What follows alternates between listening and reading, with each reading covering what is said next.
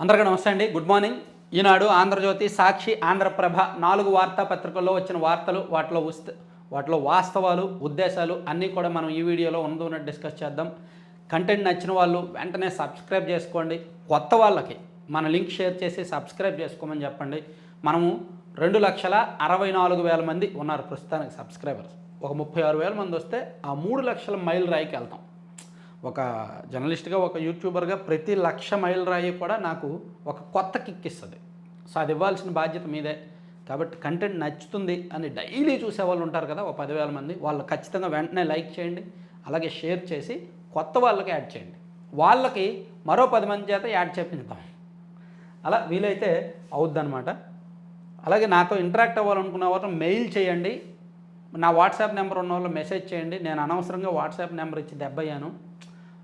రోజుకో 1000 మెసేజ్లు వస్తే అందులో 990 మెసేజ్లు పాజిటివ్గా వస్తాయి. సర్లే చూసి బాగానే ఉందని కొన్ని రియాక్ట్ అవుతా, కొన్ని రియాక్ట్ అవ్వను. అన్నీ చదువుతా. కానీ ఒక 10 మెసేజ్లు బాగా డిస్టర్బెన్స్గా వస్తున్నాయి ఈ మధ్య. వైసీపీ వాళ్ళు వైసీపీలో కూడా అందరూ కాదు, కొంతమంది ఆ మాయలో మత్తులోంచి బయటకు రాలేని వాళ్ళు. సరే, అది పక్కన పెట్టేస్తే ఒక దారుణం జరిగింది నిన్న. ఒక ఘోర ప్రమాదం జరిగింది. అనకాపల్లి జిల్లా అచ్యుతాపురం సెజ్లో పారిశ్రామిక వాడలో ఒక ఫార్మా కంపెనీలో, ఎసెన్షియల్ అనే ఒక ఫార్మా కంపెనీలో రియాక్టర్ పేలింది. ఆ రియాక్టర్ పేలిన శబ్దానికి ఒకేసారి భారీ శబ్దము ప్లస్ మంటలు. ఆ శబ్దం దాటికేమో స్లాబ్ పైకప్పు కూలిపోయింది. ఆ మంటల దాటికేమో పక్కనున్న ఏసీ యూనిట్లన్నీ కూడా మంటలు అంటుకున్నాయి. సో ఒకవైపు ఏమో శిథిలాలు, స్లాబ్ కూలిన శిథిలాలు, మరోవైపు మంటల్లో చిక్కుకున్నారు. ఇలా ఈ ఘోరమైన ప్రమాదం ఊహించినట్టుగా నిమిషాల వ్యవధిలో మొత్తం స్ప్రెడ్ అయిపోయింది. సో దాంతో ఆ పరిశ్రమ లోపల స్లాబ్ కింద పనిచేస్తున్న వాళ్ళు ఒక 30 మీటర్లు 50 మీటర్లు తుల్లి పడిపోయారంట. ఆ శబ్దానికి, ఆ ధాటికి, ఆ మంటలకి తుల్లి పడిపోయారు. సో తుల్లి పడే క్రమంలో ఒకళ్ళెవరో శిథిలాలకి, స్లాబ్కి తలపగిలి చనిపోవడం, కొంతమంది ఏమో చెట్టుకి వేలాడడం. అంటే ఇలా చెట్టుకు వేలాడేసరికి వెనక నుంచి చెట్టు భాగం గుచ్చుకొని ముందున్న భాగాలన్నీ కూడా కింద పడిపోవడం, ఇలా చాలా దారుణాలు జరిగాయంట. అలా 18 మంది చనిపోయారు. అలా మరో 60 మంది క్షతగాత్రులుగా మిగిలారు. చాలా ఘోరమైన ప్రమాదం. సో ఇదిగోండి, అచ్యుతాపురం సెజ్ ఒక్కసారిగా ఉలిక్కిపడింది. ఎసెన్షియా అడ్వాన్స్డ్ సైన్సెస్ ఫార్మా కంపెనీలో భారీ పేలుడు సంభవించి 17 మంది మరణించారు, 60 మందికి పైగా తీవ్రంగా గాయపడ్డారు. మందుల తయారీలో ఉపయోగించే 500 KL సామర్థ్యం ఉన్న రియాక్టర్ బుధవారం మధ్యాహ్నం పేలడంతో ఈ ప్రమాదం జరిగింది. ఏసీ యూనిట్లకు మంటలు అంటుకొని క్షణాల్లో వ్యాపించాయి. రియాక్టర్ పేలుడు ధాటికి కంపెనీ పైకప్పు కూలిపోవడంతో అక్కడ పనిచేసే కార్మికులు 30 నుంచి 50 మీటర్ల దూరం ఎగిరి పడిపోయారు.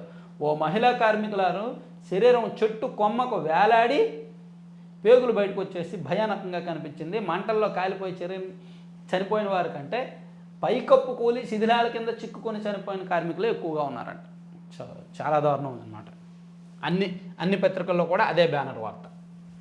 మొత్తం అన్నింటిలో కూడా అదే. ఇదిగో సాక్షిలో కూడా మృత్యుఘోష, 17 మంది మృతి, అచ్యుతాపురం సెజ్లో భారీ విస్ఫోటం. ఇదిగోండి పెను విషాదం అని దీనిలో రాశారు. ఆంధ్రజ్యోతిలో, ఆంధ్రప్రభలో కూడా అచ్యుతాపురం సెజ్లో పేలిన రియాక్టర్, కార్మికుల దుర్మరణం అని చెప్పి భోజన విరామ సమయంలో ప్రమాదం, వేగిసిపడిన అగ్నికేళ్ళు, దట్టంగా అలుముకున్న పొగలు, ఇవన్నీ జరిగాయి. సో ఇప్పుడు దీని మీద సీఎం చంద్రబాబు గారు చాలా సీరియస్గా రియాక్ట్ అయ్యారు. ఆయన ఈరోజు వెళ్తున్నారు, ఇమీడియట్గా అక్కడ రివ్యూ చేస్తారు. అలాగే బాధ్యుల మీద కఠిన చర్యలు ఉంటాయని చెప్పారు. అలాగే డిప్యూటీ సీఎం పవన్ కళ్యాణ్ గారు ఇమీడియట్గా రియాక్ట్ అయ్యారు. అక్కడ జిల్లా అధికారులతో ఫోన్లో మాట్లాడారు. అలాగే లోకేష్ గారు రియాక్ట్ అయ్యారు. ప్లస్ మన విపక్ష నేత మాజీ ముఖ్యమంత్రి జగన్మోహన్ రెడ్డి గారు కూడా ఇమీడియట్గా రియాక్ట్ అయ్యారు. ఆయన కూడా విచారం వ్యక్తం చేశారు.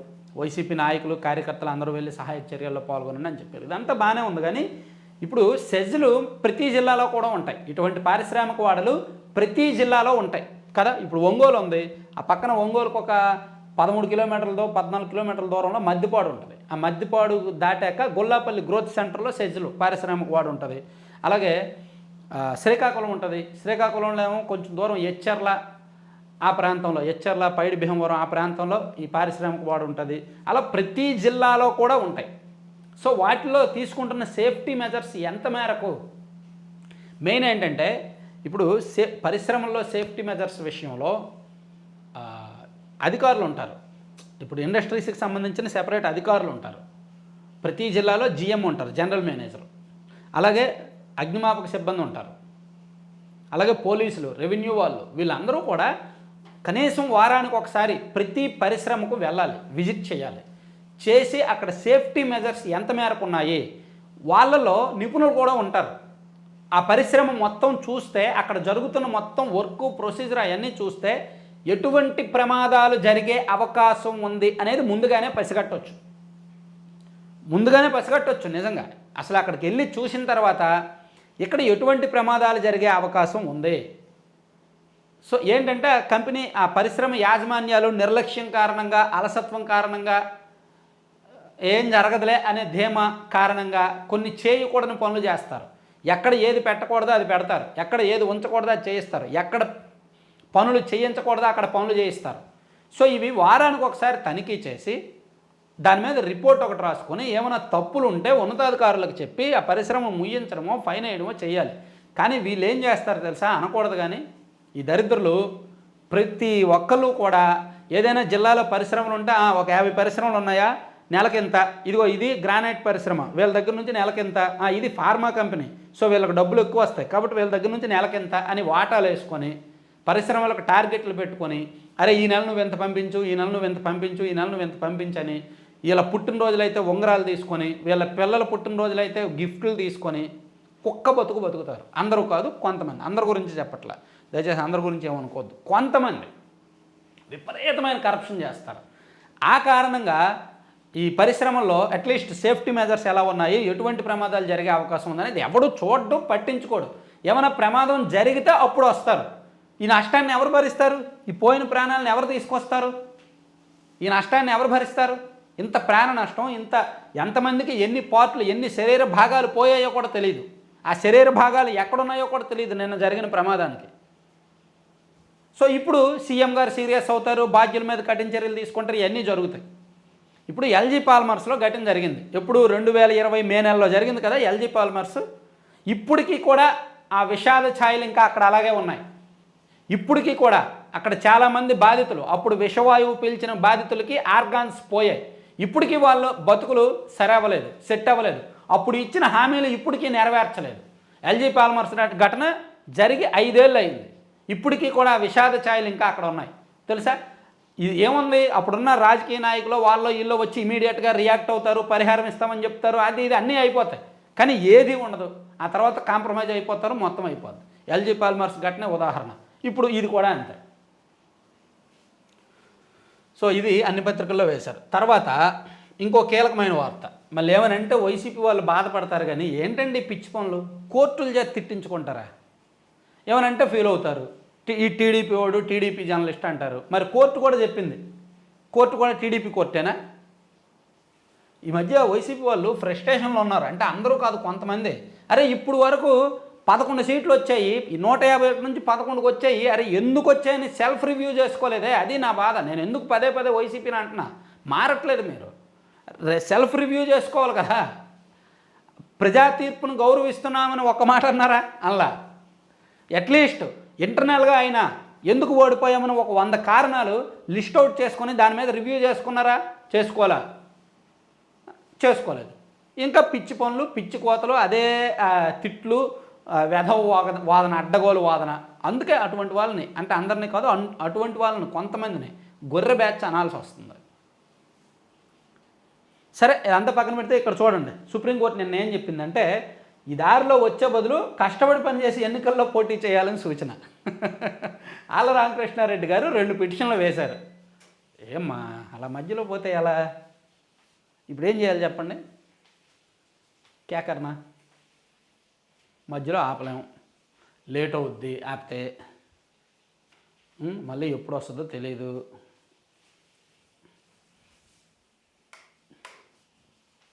దీనికి యాక్చువల్లీ మీకు డౌట్ రావచ్చు, ఇన్వర్టర్ లేదా జనరేటర్ లేదా అని. నేను జనరేటర్ పెట్టి చూసా, ఇన్వర్టర్ పెట్టి చూసా, ఏది పెట్టినా దీనికి ఇది పవర్ కన్జంప్షన్ ఎక్కువ ఉంటుంది.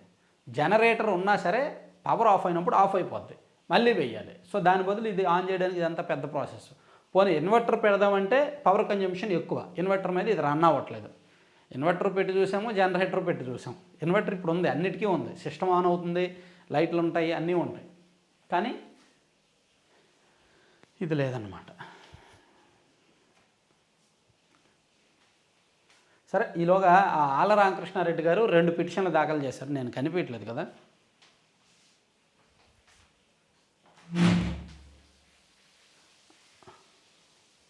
ఒక్క నిమిషం లైట్ ఆన్ చేస్తా.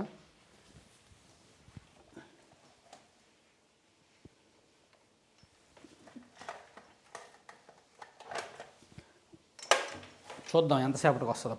పవర్ కటింగ్ అక్కడక్కడ ఉంది, మరి ఎందుకు ఉందో తెలియట్లే. పవర్ కటింగ్ అయితే మాత్రం అక్కడక్కడ ఉంది. మాకు ఇప్పుడు పోయిందంటే 10 నిమిషాలు, పావు గంట వరకు రావట్లే. సో లైట్ ఆన్ చేసా. మనకి ఇన్వర్టర్ మీద లైట్ రన్ అవుద్ది. ఈ లైట్ మీద ఏమైనా చేయొచ్చా మనం?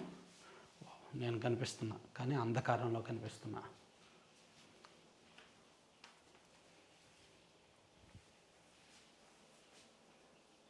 ఇంకో లైట్ కూడా పెడతా. మీరు కూడా నిన్న నేను అడిగా ఎక్కడెక్కడ పవర్ పోతుంది కామెంట్ చేయండి అని చెప్పా. నాకు 50-50 మిశ్రమంగా వచ్చాయి కామెంట్స్. కొన్ని చోట్లేమో పవర్ పోతుందని ఇచ్చారు, కొన్ని చోట్ల లేదు అసలు పవర్ ఎక్కడ పోవట్లేదు అని ఇచ్చారనమాట. సో నాకైతే మాత్రం ఈ పరిస్థితి ఉంది, అంటే పవర్ పోతుంది. రెండో లైట్ కూడా పెట్టా. సో ఇప్పుడు అది వచ్చే వరకు కొనసాగిద్దాం. అదే ఆళ్ళ రామకృష్ణారెడ్డి గారు సుప్రీంకోర్టులో నిన్న పిటిషన్ దాఖలు చేశారు కదా. ఆ పిటిషన్ మీద సుప్రీంకోర్టులో విచారణ జరిగింది. సో సుప్రీంకోర్టు ఏమన్నదంటే చాలా సింపుల్గా చెప్పేసింది, ఇది ఎప్పుడుదో కేసు. సో దీనిలో సిబిఐ విచారణ కానీ చంద్రబాబు గారి పేరు చేర్చడం కానీ ఇదంతా కూడా ఇప్పుడు అవ్వదు. ఆల్రెడీ ఛార్జ్ షీట్ కూడా వేసేశారు ఈ కేసులో. కాబట్టి మీకు ఏమైనా వ్యక్తిగత కక్షలు ఉంటే, అదే రాజకీయ కక్షలు ఉంటే రాజకీయం చేసుకోండి. మీ రాజకీయ కక్షలకు కోర్టులను వేదికగా చేయొద్దు, అది కరెక్ట్ కాదు, మంచి పద్ధతి కాదు అని సుప్రీంకోర్టు సింపుల్గా క్లాస్ పీకింది. సింపుల్గా వాళ్ళకి క్లాస్ పీకి చెప్పిందనమాట, ఇది కరెక్ట్ కాదు అని. అలాగే నేను ఏం చేస్తా, మొబైల్లో ఓపెన్ చేస్తాను. మొబైల్లో ఓపెన్ చేసి మనం చదువుదాం. ఒక్క నిమిషం. ఇంపార్టెంట్ ఈ వార్తలన్నీ ఏమున్నాయనేది నేను మొబైల్లో చెప్తాను.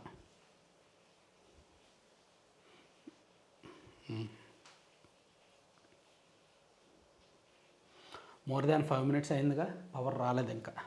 ఇదిగోండి నేను మొబైల్లో పేపర్ ఓపెన్ చేశానే. సో ఇక్కడ తర్వాత సుప్రీంకోర్టులో నిన్న ఆళ్ళ రామకృష్ణారెడ్డి గారికి ఇండైరెక్ట్గా చాలా పెద్ద క్లాస్ ఇచ్చిందనమాట. నిజంగా మనకి సిగ్గు లజ్జ ఉంటే మళ్ళీ ఇటువంటి తప్పుడు పిటిషన్లు వేయం. ఎవరైనా సరే, మనుషులు ఎవరైనా సరే, నేను వాళ్ళని ఉద్దేశించినట్లు ఎవరైనా సరే కొంచెం మనకి మైండ్ ఉంటే ఇటువంటి తప్పుడు పిటిషన్లు వేయం. ఎందుకు అటువంటి దురద ఎందుకు? నిజంగా వాళ్ళు చెప్పినట్టు ప్రజల్లో తిరగొచ్చుగా, యాక్ట్ చేసే బదులు. అధికారంలో ఉన్నప్పుడేమో అడ్డదిడ్డంగా పరిపాలించారు, కోర్టులను వేదికగా చేసుకుంటున్నారు. సరే అది పక్కన పెట్టేద్దాం, మళ్ళీ ఎక్కువ ఫీల్ అవుతారు. కానీ తర్వాత సీఎం చంద్రబాబు నాయుడు గారు నిన్న శాంతి భద్రతల మీద రివ్యూ చేశారు. నేరం చేయాలంటే భయపడాలి, తప్పు చేస్తే శిక్ష ఖాయమనే సందేశాన్ని నేరగాళ్లకు పంపాలి, రాజకీయ ముసుగులో అరాచకాలు చేస్తే కఠిన చర్యలు. మరి రాష్ట్రంలో జరుగుతున్నాయి అవేగా, రాజకీయ ముసుగులో అరాచకాలే జరుగుతున్నాయి. మొన్న కర్నూలులో టీడీపీ నాయకుడిని టీడీపీ వాళ్ళే వేసేశారు, రాజకీయ ముసుగే. కారణం ఏంటంటే ఇంతకుముందు ఈ శ్రీనివాసులు అనే వ్యక్తి ఇంతకుముందు ఒక వ్యక్తిని చెప్పుతో కొట్టాడు అందరి ముందు. అది అవమానం మనసులో పెట్టుకొని అతను టీడీపీలో జాయిన్ అయ్యి ఇతనికి శ్రీనివాసులకు ఏమైనా పదవి వస్తుందేమో అనే అక్కస్తో చంపేశాడు. సో రాజకీయమే ముసుగు. అలాగే చాలా ఘటనలు ఈ ముసుగులోనే జరుగుతున్నాయి. సో అంటే చంద్రబాబు నాయుడు గారు రివ్యూ చేస్తున్నారు, పోలీసులకు చెప్తున్నారు, కానీ ఎక్కడో ఏదో ఫెయిల్ అవుతుంది, ఎక్కడో ఇంటర్నల్గా ఫెయిల్ అవుతుంది శాంతి భద్రతల విషయంలో. ఇంకొంచెం అప్రమత్తంగా ఉంటే బెటర్. హోంమంత్రి గారే ఆ విషయంలో బాధ్యత తీసుకోవాలి. హోంమంత్రి గారు నెక్స్ట్ లెవెల్కి వెళ్ళిపోవాలి. ఇంకా వార్నింగ్లు మాటలతో లేదు, సైలెంట్ ఆపరేషన్ జరగాలి. నేను అనుకోవడం శాంతి భద్రతలు బాగుపడాలి అంటే ఇటువంటి రివ్యూలు, ఉత్తుత్తు వార్నింగ్లు, పేపర్ స్టేట్మెంట్లు, మీడియా ముందు బిల్డప్లు మాటలతో కాదు, చేతల్లో జరగాలి, యాక్షన్లోకి దిగాలి, సైలెంట్ ఆపరేషన్ జరిగిపోవాలి. ఒక వారం రోజుల పాటు రాష్ట్రంలో సైలెంట్ ఆపరేషన్స్ జరగాలి. ఎక్కడెక్కడ ఎవడెవడైతే నేరగాడు ఉన్నాడో, ఎక్కడెక్కడైతే ఇటువంటి ఘటనలు జరిగాయో అక్కడ పోలీసులు అసలు భయపెట్టే విధంగా ఉండాలి. దాంతో మిగిలినోడు ఎవడైనా ఇటువంటి చెయ్యాలంటే భయపడేలా ఉండాలి. పోలీసులు అంటే భయం లేదు. ఇప్పుడు నాకు ఒకడు చాలా చెత్త మెసేజ్లు పెట్టాడు, నేను చూసా, నేను మీకు చూపించా. నా కూతురుని కూడా చాలా దారుణంగా మాట్లాడాడు. వాడు పెడితే కేసు పెట్టుకో, ఏం చేస్తారు పోలీసులు? ఓ 4 రోజులు జైల్లో పెడతారు అంతే కదా అంటున్నాడు వాడు. అంటే పోలీసులు అంటే భయం లేదనమాట ఎవరికి కూడా. నేను ఇలాగే మాట్లాడతా, నేను ఇలాగే చేస్తా, వెళ్ళి కేసు పెడతావా? పెట్టుకో, మహా అయితే 4 రోజులు జైల్లో పెడతారు, ఆ తర్వాత బయటకు వస్తానుగా అంటున్నాడు అనమాట. అంత తెగించారు. అంటే పోలీసులు అంటే భయం లేదు. సరే, అది పక్కన పెట్టేస్తే 5 రోజుల్లో స్టాప్ లాక్ గేటు ఏర్పాటు రికార్డు, ప్రాణాలను సైతం లెక్క చేయకుండా చేసి చూపాము. ప్రాజెక్టుల గేట్ల నిపుణుడు కన్నయ్య నాయుడు సన్మానించిన ముఖ్యమంత్రి చంద్రబాబు. ఆయన సేవలు రాష్ట్రానికి వినియోగించుకుంటాం మంత్రి నిమ్మల రామానాయుడు. సో తుంగభద్ర ప్రాజెక్టు దగ్గర 19వ నెంబర్ గేటు కొట్టుకుపోతే అక్కడ స్టాప్ లాక్ గేట్ ఏర్పాటు చేశారు కదా, దాని ద్వారా దాదాపుగా 30 టీఎంసీల నీరు వృధా అవ్వకుండా ఆపగలిగారు. అలా చేయడంలో ఆ గేటుని, ఎమర్జెన్సీ గేటుని ఏర్పాటు చేయడంలో కీలక పాత్ర పోషించిన వ్యక్తి కన్నయ్య నాయుడు. సో ఫ్యాన్ వేస్తున్నాను, కరెంట్ రాలేదు కానీ ఫ్యాన్ కూడా వేయాలి లేకపోతే వేడి. కన్నయ్య నాయుడు గారిని నిన్న సీఎం చంద్రబాబు నాయుడు గారు సన్మానించారనమాట. సో ఆయన నిపుణుడు, ఇటువంటి గేట్ల విషయంలో నిపుణుడు కాబట్టి ఆయన సేవలు వాడుకుంటామని చెప్పారు. ఏంటి ఇంకా రాలేదు పవరు?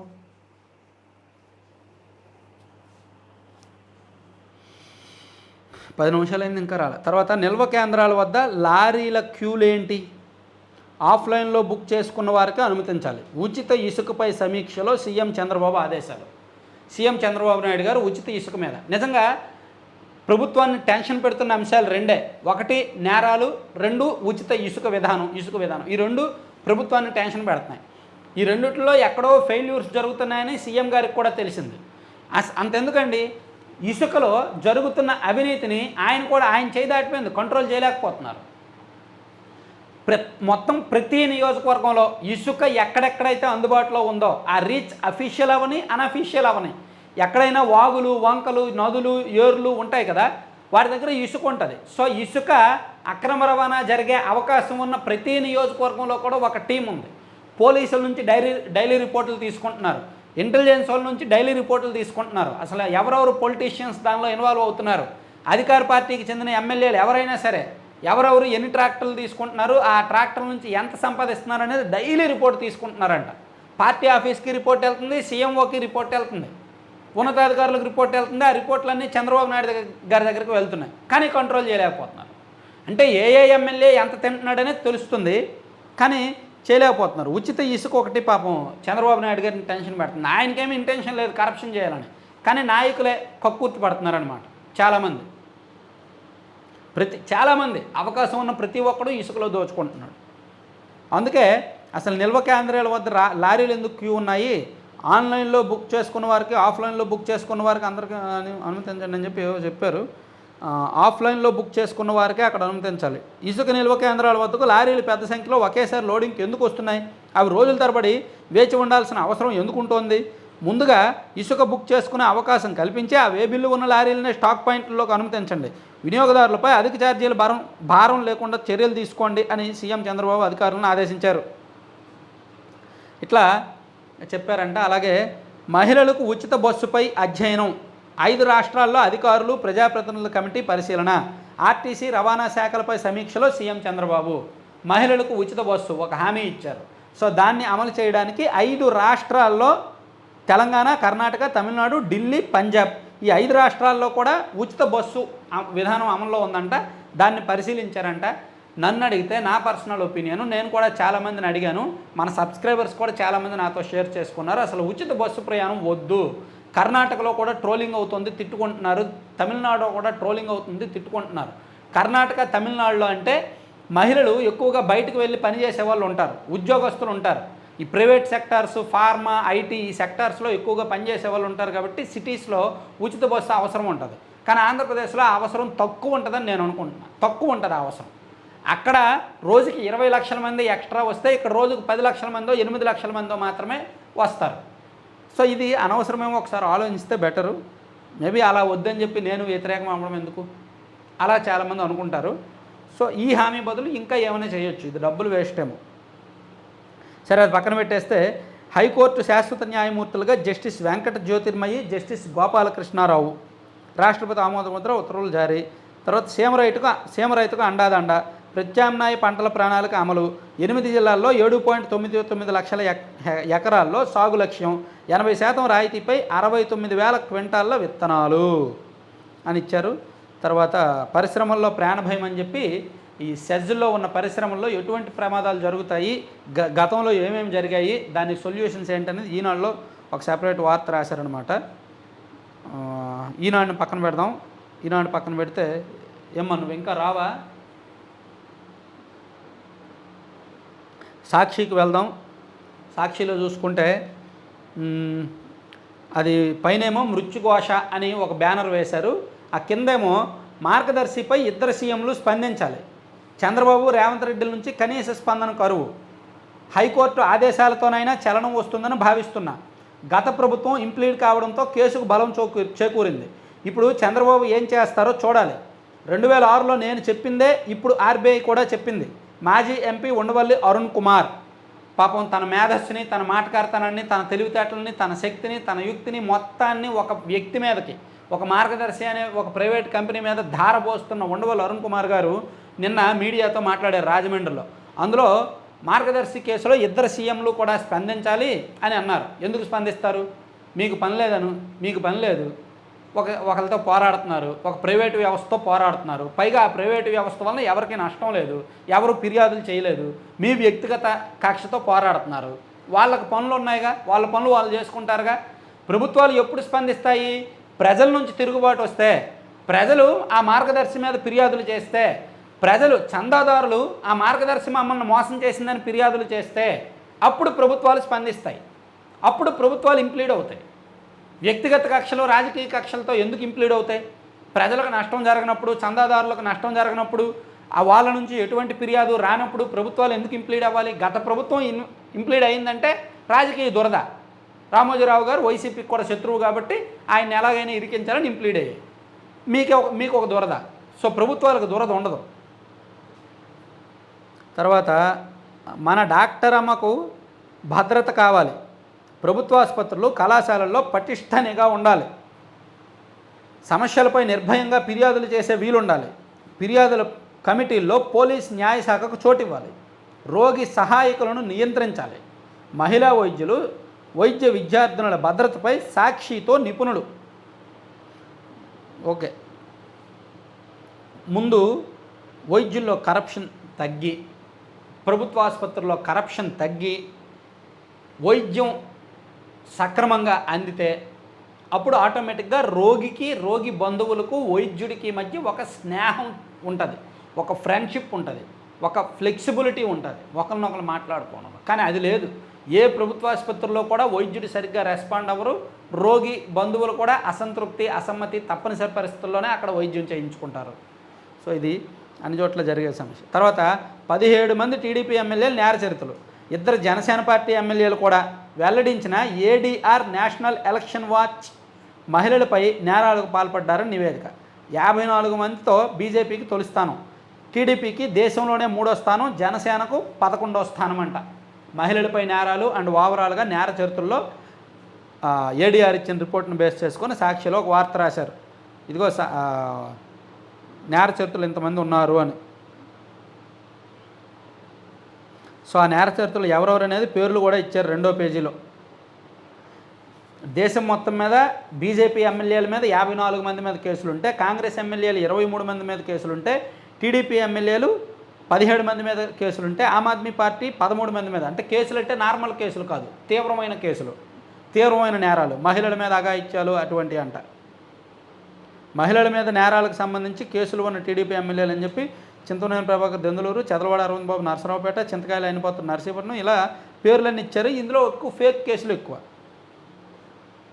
ఫేక్ దొంగ కేసులు ఎక్కువ అనమాట. గత వైసీపీ ఉన్నప్పుడు పెట్టిన దొంగ కేసులు. తర్వాత సోమిరెడ్డి అవినీతి పరుడు, దగాకోరు. ఫీల్డ్ అసిస్టెంట్ పోస్టుకు 3 లక్షలు డిమాండ్ చేశారు. తాను పేద దళితుడిని వేడుకున్నా కనికరించలేదు. బీజేపీ నేత పెంచలే ఆవేదన. సో సోమిరెడ్డి చంద్రమోహన్ రెడ్డి గారి మీద గతంలో ఎప్పుడూ ఆరోపణలు రాల. గతంలో ఆయన అంటే సాఫ్ట్, ఆయన మంచోడు అనే వచ్చింది. కానీ ఎందుకో ఇప్పుడు గెలిచిన తర్వాత ఆయన మీద ఎక్కువగా నెగిటివ్ ప్రచారం జరుగుతోంది. అదొక్కసారి సెట్ చేసుకుంటే మంచిది. ఎందుకంటే ఆయన సీనియర్ 1990s నుంచి పాలిటిక్స్లో ఉన్నారు, సీనియర్, చంద్రబాబు నాయుడు గారికి సన్నిహితుడు కాబట్టి కొంచెం జాగ్రత్తగా అలర్ట్గా ఉంటే మంచిది. సో ఇవన్నీ సాక్షిలో ఇచ్చిన వార్తలు. సాక్షి తర్వాత ఆంధ్రజ్యోతి చూసుకుంటే, ఆంధ్రజ్యోతిలోనేమో పైన పెను విషాదం అనే వార్త ఇచ్చారు, కిందేమో 300 కోట్ల సిమెంట్ హాంఫట్ అంట. దొరికినంత దోచుకున్న వైసీపీ నేతలు. గత ప్రభుత్వంలో సచివాలయ భవనాల నిర్మాణాలు చేపట్టకుండానే ఎక్కడికక్కడ దోపిడీ, అవసరం లేకపోయినా కంపెనీల సరఫరా.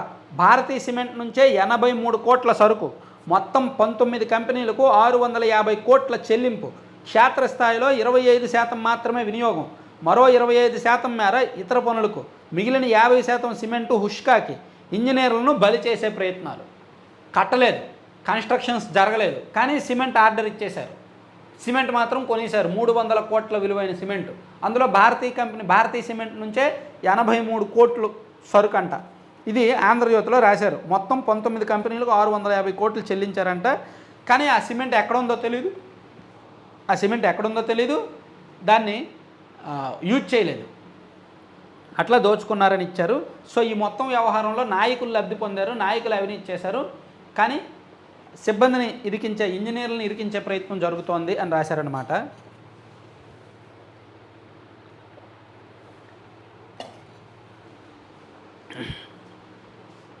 తర్వాత ఎవరూ హెల్మెట్ ధరించడం లేదు, చట్ట నిబంధనల అమలులో అలసత్వం. ఎంతమందికి చలాన్లు విధించారు, ఎంత సొమ్ము వసూలు చేశారు, ఎంతమంది లైసెన్సులు రద్దు చేశారు, వివరాలు మా ముందు ఉంచండి. హైకోర్టు, హోంశాఖ ముఖ్య కార్యదర్శి డీజీపీకి ఆదేశం. ఎవరు హెల్మెట్ ధరించట్లా, నిజంగానే ఎవరు ధరించట్లేదు, హెల్మెట్లు పెట్టుకోవట్లేదు. హెల్మెట్లు అనేవి మనకే సేఫ్టీ, కానీ ఎవరు పెట్టుకోవట్లేదు కాబట్టి దాని మీద హైకోర్టు సీరియస్ అయింది. తర్వాత వెంకట్రామరెడ్డిపై అభియోగాలు, 15 రోజుల్లో సంజయ్ ఇవ్వాలని ఆదేశం. ఎన్నికల ముందు వైసీపీకి అనుకూల ప్రచారం చేసి సస్పెండ్ అయిన ఉద్యోగుల సంఘం నేత. సో ఉద్యోగుల సంఘం నేత వెంకట్రామరెడ్డి గారి మీద అభియోగాలు వచ్చాయి, దాని మీద నోటీసులు ఇచ్చారు. తర్వాత హైకోర్టు పునరుత్పాదకంలో 50,000 కోట్ల భారీ పెట్టుబడులు, బ్రూక్ఫీల్డ్ యాక్సిస్ సంస్థల అంగీకారం. సీఎం బాబు మంత్రి రవితో చర్చలు, దశల వారీగా ప్రాజెక్టులు ఓకే. పునరుత్పాదక విద్యుత్లో 50,000 కోట్ల పెట్టుబడులు అంట. వాళ్ళకు భూములు ఇస్తారు, ముందు వాళ్ళు పెట్టుబడులు పెడతారా లేదా తర్వాత విషయం, కానీ భూములు మాత్రం ఇస్తారు. అది ఎందుకు ఇస్తారనేది తర్వాత మాట్లాడదాం. మాతో ఆటలొద్దు, రాజకీయ కక్షలకు కోర్టులను వేదిక చేసుకోవద్దు, మాజీ ఎమ్మెల్యేపై సుప్రీం ఫైర్. అది ఇందాక చెప్పుకున్నాం కదా, ఆ వార్తను ఆంధ్రజ్యోతిలో రాశారు. తర్వాత గత 5 ఏళ్లలో గ్రీజే పెట్టలేదు, కనీసం పెయింట్ కూడా వేయలేదు, అందుకే పులిచింతల గుండ్లకమ్మ గేట్లు కొట్టుకుపోయాయి. ప్రముఖ ఇంజనీర్ కన్నయ్య నాయుడు ఆవేదన. సొంత రాష్ట్రంలో ఏ ప్రాజెక్టులో సమస్య తలెత్తినా వస్తానని హామీ. జలాశయాల గేట్ల రూపశిల్పికి చంద్రబాబు ఘన సన్మానం. అది అంటే రాష్ట్రంలో గేట్లు ఇప్పుడు ఆయన ఎలాగో ఉన్నారుగా, వీలైతే అన్ని గేట్లు ఒకసారి పరిశీలిస్తే బెటర్. అన్ని ప్రాజెక్టులు అన్ని గేట్లు పరిశీలించి రిపోర్ట్ తీసుకుంటే బెటర్. ఆయనను నిమ్మల రామానాయుడు గారు ఈ పని చేస్తే బాగుంటుందేమో చూసుకోవచ్చు. కన్నయ్య నాయుడు గారు, నిమ్మల రామానాయుడు గారు. తర్వాత రహస్య కెమెరాలతో మహిళలు పిల్లల నగ్న వీడియోలు. అమెరికాలో ఓ భారతీయ డాక్టర్ దుర్మార్గం, స్వయంగా భార్య ఫిర్యాదుతో వెలుగులోకి. ఒక డాక్టర్ అంట హాస్పిటల్కి వస్తున్న పేషెంట్ల యొక్క మహిళలవి పిల్లలవి నగ్న వీడియోలు రికార్డ్ చేసుకొని చూసుకుంటున్నాడంట, పిచ్చోడు. తర్వాత అది పక్కన పెడితే ఆంధ్రజ్యోతి కూడా అయిపోయినాయి. సో ఇంకా ముగిచ్చేద్దామా, లేట్ అవుతుంది, ఇలా కూడా మీరు చూడలేరు. సో ఈ రోజుకైతే ఇంతేనండి, ఏమనుకోవద్దు. పవర్ రాలేదు, చూశారు కదా, పవర్ పోయి ఇంతసేపు రాలా. మరి ఇది ఎవరు ఫెయిల్యూర్ అంటారు? కామెంట్ చేయండి. మీ ప్రాంతంలో కూడా పవర్ కటింగ్స్ ఏమైనా ఉన్నాయా లేదా అనేది కామెంట్ చేయండి. అంటే మేబీ టీడీపీ వాళ్ళు ప్రభుత్వం మీద ప్రేమతోనో పార్టీ మీద ప్రేమతోనో పవర్ కటింగ్స్ లేవు అని అంటారేమో, కానీ నేను నిన్న చెప్పాను, ఈరోజు ఇదిగో ఇప్పుడు వచ్చింది పవర్. అప్పుడు పోయిన పవర్ ఇప్పుడు వచ్చింది. దాదాపుగా 15 నిమిషాలు ఇలాగే జరుగుతుంది, రోజు ఇలాగే జరుగుతుంది. ఓ 15 నిమిషాల పాటు తీసేస్తున్నారనమాట. సో మీ ప్రాంతంలో ఎలా ఉంది అనేది కామెంట్ చేయండి.